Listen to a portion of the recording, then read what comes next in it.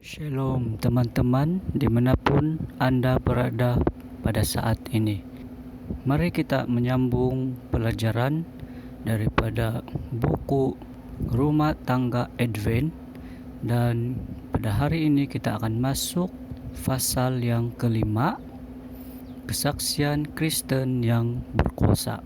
Para pekerja terbaik datang dari rumah tangga Kristen karena persediaan mereka dengan cara yang terbaik untuk pelayanan di luar negeri ada dalam rumah tangga Kristen, di mana Allah dimuliakan, dikasihi, disembah, di mana kesetiaan telah menjadi sifat yang kedua. Di dalamnya tidak dibiarkan sifat tidak peduli dan sifat yang tidak berketentuan. Di dalamnya dipelihara hubungan yang tenang dengan Allah. Ini dipandang sebagai suatu hal yang penting kepada pelaksanaan yang setia dari segala kewajiban setiap hari. Segala kewajiban rumah tangga hendaklah dilakukan dengan kesadaran. Jikalau dilakukan dengan roh yang benar, kewajiban itu memberikan suatu pengalaman yang akan menyanggupkan kita untuk bekerja bagi Kristus dalam cara yang paling tepat dan saksama. Apa kiranya yang tidak dilakukan seorang Kristen yang hidup dalam barisan penginjilan oleh melaksanakan tugas kewajiban setiap hari dengan setia, dengan gembira meninggikan salib, tidak melalaikan sesuatu pekerjaan, walaupun tidak cocok sama sekali kepada perasaan-perasaan yang sewajarnya. Pekerjaan kita bagi Kristus haruslah dimulai dengan keluarga di dalam rumah tangga. Tidak ada ladang pekerjaan Injil yang lebih penting dari rumah tangga ini. Ladang rumah tangga ini telah dilalaikan banyak orang dengan sangat memalukan, dan inilah waktunya menyajikan sumber-sumber serta obat-obat ilahi supaya keadaan yang jahat ini dapat diperbaiki. Kewajiban tertinggi yang diserahkan kepada orang-orang muda adalah dalam rumah tangga mereka. Memberkati ibu dan bapa, saudara-saudara pria dan wanita oleh belas kasihan dan dengan perhatian yang sungguh-sungguh. Di sini mereka dapat menunjukkan penyangkalan diri dan sikap melupakan diri dalam merawat dan berbuat sesuatu untuk menolong orang lain. Pengaruh apakah yang boleh dimiliki seorang wanita terhadap saudaranya laki-laki? Jikalau ia adalah benar, ia boleh menentukan tabiat dari saudara-saudaranya pria. Doanya, kelemah lembutannya, dan cinta kasihnya dapat berbuat banyak dalam rumah tangga itu. Di dalam rumah tangga orang-orang yang telah menerima Kristus haruslah ditunjukkan apa yang telah dibuat oleh kasih karunia itu bagi mereka. Seberapa banyak orang yang telah menerima Dia, kepada mereka diberinya kuasa akan menjadi anak-anak Allah, yaitu orang yang percaya yang benar kepada Kristus, yang menjadikan pengaruhnya dirasakan di seluruh rumah tangga. Inilah hal yang baik sekali untuk penyempurnaan tabiat semua orang dalam rumah tangga itu. Sanggahan yang tidak dapat dibantah oleh orang yang tidak berdaya. Satu rumah tangga Kristen yang teratur dengan baik adalah suatu argumentasi yang sangat berkuasa dalam pembelaan kesungguh-sungguhan agama orang Kristen. Argumentasi yang tidak dapat disangkal oleh orang kafir yang tidak beriman. Semua orang dapat melihat bahwa ada suatu pengaruh dalam pekerjaan keluarga yang mempengaruhi anak-anak, dan Allah Abraham adalah bersama-sama mereka.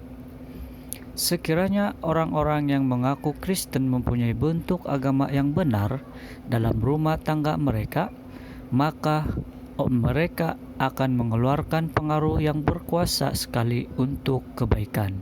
Sesungguhnya mereka akan menjadi terang dunia. Anak-anak harus memperluas pengetahuan tentang prinsip-prinsip Alkitab. Anak-anak yang telah dididik sebaik-baiknya, yang suka menjadi orang yang berguna, menolong ibu bapa akan memperluas pengetahuannya tentang prinsip-prinsip yang benar dan asas-asas Alkitab kepada semua orang dengan siapa mereka bergaul. Apabila rumah tangga kita sendiri sudah berada sebagaimana yang seharusnya, tentu anak-anak kita tidak dibiarkan bertumbuh dalam kemalasan dan bersifat tidak peduli terhadap segala tuntutan Allah demi kepentingan orang-orang yang berkekurangan di sekeliling mereka. Sebagai warisan dari Tuhan, mereka akan sanggup melakukan pekerjaan itu dimanapun mereka ada. Satu cahaya akan bersinar dari rumah tangga yang demikian, yang akan menyatakan dirinya demi orang-orang dalam kebodohan, membawa mereka itu kepada sumber segala pengetahuan. Akan dikerahkanlah satu pengaruh yang akan menjadi satu kuasa bagi Allah dan bagi kebenarannya. Para orang tua yang tidak dapat didekati dengan jalan apapun seringkali dapat dijangkau melalui anak-anak mereka. Rumah tangga yang gembira menjadi suatu terang kepada tetangga. Kita lebih banyak membutuhkan orang tua yang gembira dan orang-orang Kristen yang bersukaria. Kita terlalu banyak terkurung dalam diri kita sendiri. Seringkali kata yang mendorong dan lemah lembut, senyum yang gembira ditahan dari anak-anak kita dan dari orang-orang tertindas dan tawar hati. Hai para orang tua, di atas pundak mula dipercayakan kewajiban untuk menjadi pembawa terang. Bersinarlah seperti terang di dalam rumah tangga, terangilah jalan yang harus dilalui anak-anakmu. Kalau kamu berbuat yang demikian, maka terangmu itu akan bercahaya kepada orang di sekelilingmu. Dari tiap-tiap rumah tangga Kristen harus bersinar satu cahaya yang suci. Kasih harus dinyatakan dalam perbuatan. Kasih itu harus mengalir di dalam semua hubungan rumah tangga, menyatakan dirinya dalam kemurahan hati, dalam kelemah lembutan dan kedermawanan. Ada beberapa rumah tangga di mana prinsip-prinsip ini diterapkan. Rumah-rumah tangga di mana Allah disembah dan cinta kasih yang sejati itu berkerajaan. Doa pada pagi dan petang dipersembahkan dari rumah tangga yang demikian kepada Allah sebagai bau-bauan yang harum, maka kemurahannya dan berkatnya turun atas orang-orang pemohon itu seperti embun di pagi hari. Hasil-hasil atas persekutuan keluarga. Tugas pertama dari orang-orang Kristen ialah untuk bersatu dalam keluarga. Kemudian pekerjaan itu harus meluas sampai kepada tetangga-tetangga yang dekat maupun yang jauh. Mereka yang sudah menerima terang haruslah menyinarkan terang itu lebih bersinar lagi. Perkataan mereka harum semerbak bersama dengan kasih Kristus haruslah menjadi kelezatan kepada kehidupan. Makin erat persatuan para anggota keluarga di dalam rumah tangga mereka, maka pengaruh para ibu dan bapa serta anak-anak pria dan wanita ditinggikan dan kegunaan pengaruh itu semakin meluas keluar rumah tangga. Orang-orang baik lebih dibutuhkan daripada orang-orang pintar. Kebahagiaan keluarga dan jemaat bergantung atas pengaruh rumah tangga itu. Kepentingan yang menarik tentang kekekalan tergantung atas pelaksanaan yang benar dari segala kewajiban di dunia ini. Dunia tidak memerlukan orang pintar sebagaimana pentingnya orang-orang baik yang menjadi berkat di dalam rumah tangga mereka. Hindarkan kesalahan-kesalahan yang mungkin menutup pintu. Kalau agama dinyatakan dalam rumah tangga, pengaruhnya akan dirasakan di dalam jemaat dan di antara tetangga. Tetapi ada beberapa orang yang mengaku Kristen membicarakan kepada tetangga-tetangganya tentang segala kesukaran rumah tangga mereka. Diceritakannya segala keluhan mereka sedemikian rupa untuk mendapatkan simpati bagi mereka sendiri.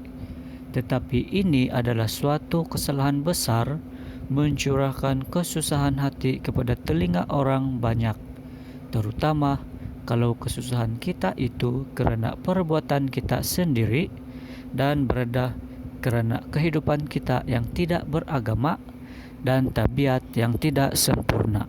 Bagi mereka yang pergi keluar untuk memberitakan keluhan mereka kepada orang lain, ada lebih baik tinggal di rumah dan berdoa, menyerahkan kedegilan mereka kepada Allah, serta jatuh di atas batu itu dan hancur, mati terhadap diri sendiri, agar Yesus boleh menjadikan mereka bejana-bejana untuk kemuliaan.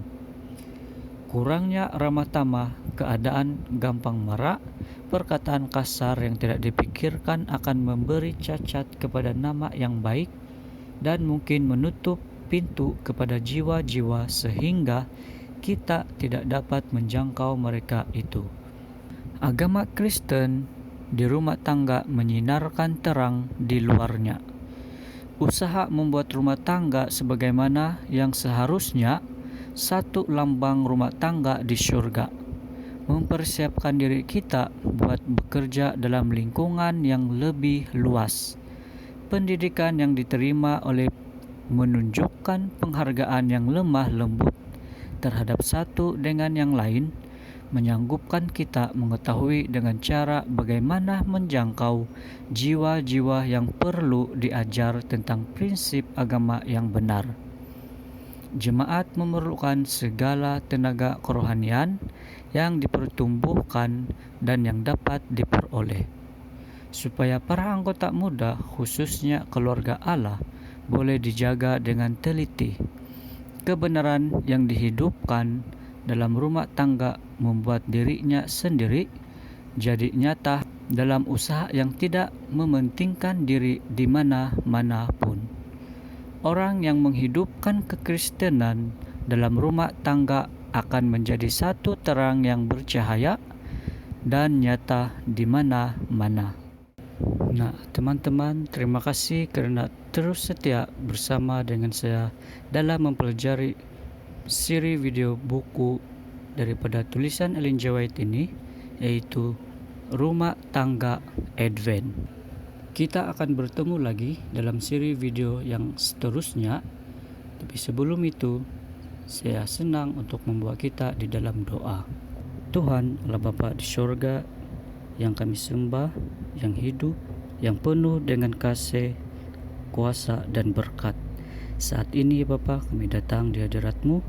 Kami memohon keampunan atas segala dosa, kesalahan, pelanggaran yang telah kami lakukan, dan biar kiranya kami dilayakan di hadapan-Mu ya Bapa.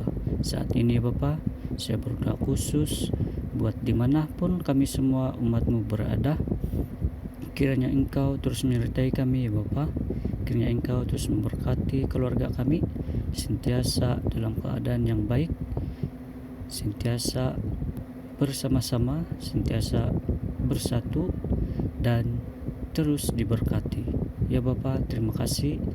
Kami percaya bagi kami yang sedang menghadapi kesulitan atau permasalahan kesalahpahaman di dalam keluarga kami, hamba-Mu mau berdoa ya Bapa, khusus untuk mereka.